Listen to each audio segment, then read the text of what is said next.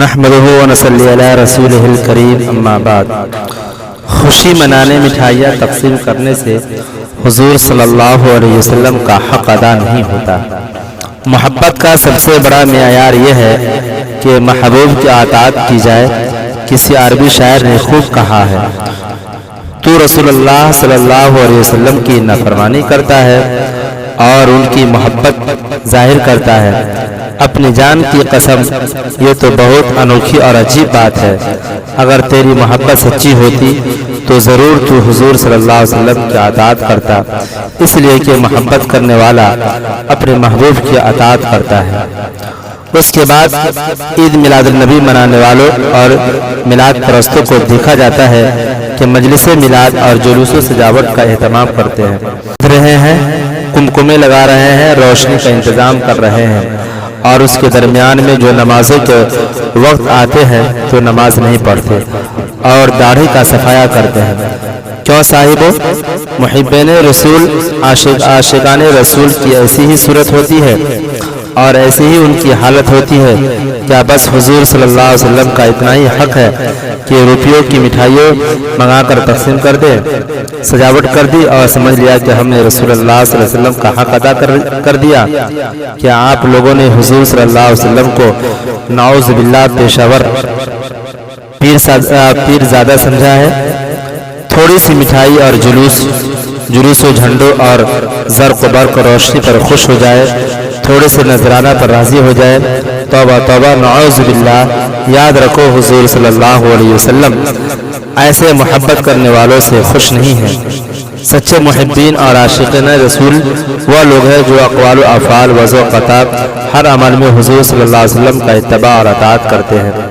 میرے ایک دوست حافظ اشفاق ہے، وہ ذکر رسول کا فریفتہ ہے۔ وہ کبھی کبھی محبت کی وجہ سے ذکر ولادت مروجہ طریقہ سے کرتے ہیں۔ انہوں نے خواب میں حضور صلی اللہ علیہ وسلم کو دیکھا کہ آپ فرماتے ہیں کہ ہم اس کی شفاعت نہیں کریں گے جو ہماری بہت تعریف کرے، ہم اس کی شفاعت کریں گے جو ہماری اطاعت کرے۔ مطلب اس کا یہی ہے کہ جو شخص دعویٰ کرتا ہو اور نعتیہ اشعار بہت پڑھتا ہو لیکن اطاعت نہ کرتا ہو، اس کی شفاعت نہ کریں گے۔ 12 ربیع الاول کی سجاوٹ اور مسلمانوں کی بے حسی۔ ربیع الاول کے مہینہ میں بہت جگہ میلاد، جشن، جلسہ، جلوس کا اہتمام ہوتا ہے۔ بعض مقامات میں جشن عید میلاد النبی منانے اور جلسہ جلوس نکالنے اور سجاوٹ کے لیے اور مٹھائیاں تقسیم کرنے کے واسطے چندہ ہوتا ہے۔ مٹھائیاں تقسیم ہوتی ہے، مسجدوں کو سجایا جاتا ہے اور ہندوؤں کی طرز پر سجایا جاتا ہے کہ اس میں ایک چھتر بنایا جاتا ہے، جھاڑر لٹکائے جاتے ہیں، مسجدوں کو ایسا بنا دیا جاتا ہے جیسے معلوم ہوتا ہے کہ کسی ہندو نے شادی میں اپنے گھر کو سجایا ہے۔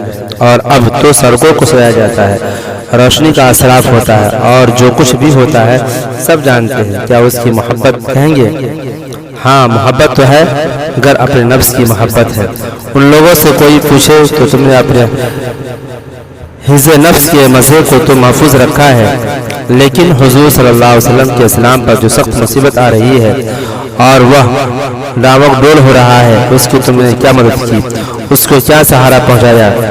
ایک وہ مسلمان جو بیچارے مظلوم ہیں، اسلام کے لیے اپنی گردنیں کٹا رہے ہیں، اور ایک ہیں کہ ان کو سجاوٹ اور مٹھائی کھانے کی سوچ رہی ہے۔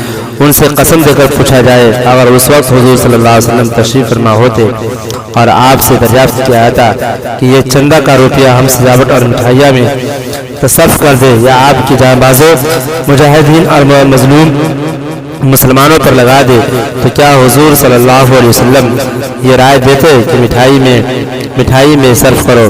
صاحبو، کیا کسی درد مند کو ایسے وقت میں مٹھائی کا کھانا بھلا معلوم ہو سکتا ہے؟ ہائے، کس منہ سے ایسی حالت میں بھی وہ لوگوں سے مٹھائیاں کھائی جاتی ہوں گی؟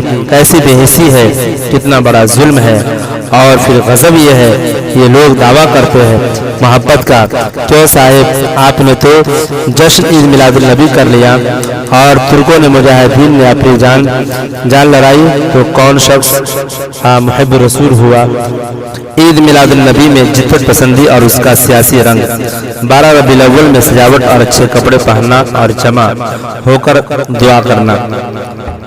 عید میلاد النبی پہلے لوگوں میں رائج تھی، اس میں کپڑوں کا بدلنا اور مکان سجانا، احباب کو جمع کرنا، رسم کے طور پر ذکر شریف کا اہتمام کرنا، شیرینی کا انتظام کرنا، مٹھائیاں تقسیم کرنا، یہ سب کچھ ہوتا تھا۔ مگر اب لوگوں نے اس میں ایک اور سیاسی رنگ چڑھا دیا ہے، وہ یہ کہ 12 ربیع الاول کو اہتمام کے ساتھ سب لوگ جمع ہوں اور جمع ہو کر قرآن پاک کی تلاوت اور دعا کریں۔ بے شک مسلمانوں کی فلاح کے واسطے دعا بہت اچھی چیز ہے، مگر ہماری سمجھ میں یہ نہیں آتا کہ دین میں ایک چیز کا بڑھانا اچھی چیز ہے کہ نہیں۔ وہ یہ کہ جمع ہونے کے لیے یہ تاریخ متعین کی جائے، یہ کیسے جائز ہو گیا؟ اور کہتے ہیں کہ اس میں دین کی شوقت ہے۔ مجھ سے ایک مولوی صاحب نے کہا تھا تازیوں کو منع نہیں کرنا چاہیے، کیونکہ اس میں کرتب دکھانے سے مشق ہو جاتی ہے، شجاعت و بہادری کی تحریک ہوتی ہے۔ اسی طرح صاحب نے فرمایا شب برات میں آتش بازی سے منع نہیں کرنا چاہیے، کیونکہ اس سے بہادری کا اسپٹ محفوظ رہتا ہے۔ اللہ اکبر! کسی قدر بے حسی غالب ہو گئی ہے اور لوگوں کی عقلیں کیسی معاف ہو گئی ہے۔ اگر ان کے قبضہ میں دین ہوتا تو یہ حضرات خدا جانے اس میں کیا کچھ کرتبونت کرتے۔ صاحب تمہارے اوپر ایک شرعی قانون حاکم ہے، تم کو اس کا ہرگز اختیار نہیں کہ تم خود کوئی قانون بنا لو، اور جو قانون تمہارے پاس اللہ کا دیا ہوا ہے اس پر عمل کرنے کا تم کو حکم ہے۔ دیکھو بہت سے قانون ایسے ہیں کہ وہ حکام کے حق میں مفید ہو سکتے ہیں، حکام کی اس میں عظمت ہوگی، لیکن اگر کوئی شخص تعزیرات ہند چھپنے کے وقت آخر میں مثلا یہ ایک دفعہ بڑھا دے کہ جو شخص حکام کے نام کے ساتھ جناب کا لفظ نہ کہے گا اس پر 50 روپے جرمانہ ہوگا، تو تصحیح قانون کے وقت جب اس ذاتی کی اطلاع ہوگی تو فوراً اس شخص کے نام وارنٹ جاری ہو جائے گا، اور اس کے جرم ہونے کی وجہ یہ ہے کہ قانون کا بنانا صاحب سلطنت کا کام ہے۔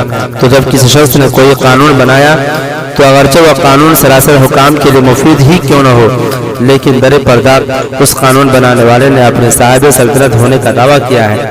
اسی طرح میں کہتا ہوں کہ اگر کوئی بدعت سراسر مسلمانوں کے لیے موجودہ بدعتی کے گمان کے مطابق نافع ہو لیکن دین سے زائد ہو تو وہ ایسی ہی ہے جیسے کہ قانون بڑھانا، تو اس کی بھی وہی سزا ہوگی۔ یہ جواب ہے ان لوگوں کا جو کہتے ہیں کہ فلاں بدعت میں یہ مصلحت ہے۔ صاحبوں، اس میں تو خدا اور رسول پر سخت اعتراض لازم آتا ہے کہ فلاں امر نافع تھا لیکن خدا تعالیٰ نے اس کو دین میں نہیں رکھا، نعوذ باللہ من ذالک۔ غرض میلاد النبی پر آج کا یہ رنگ چڑھایا گیا ہے اور مقصود اس سے وہی قومی شوقت کا اظہار ہے۔ رہی دعا تو وہ نمازوں کے بعد بھی ہو سکتی ہے، اور صرف نماز کے لیے جو جلسے کیے جاتے ہیں عموماً ان میں زیادہ تر ایسے لوگ جمع ہوتے کہ وہ نماز بھی نہیں پڑھتے، بس محض اس واسطے کے اپنا نام ہو۔ یہ انگریزی انتخابوں کا حال تھا، بیچارے اپنی اس ایجاد کا اس سے زیادہ جواب نہیں دے سکتے کہ اس میں قومی مصلحت ہے، مگر کوئی شرعی دلیل بیان نہیں کرتے۔ خدا حافظ۔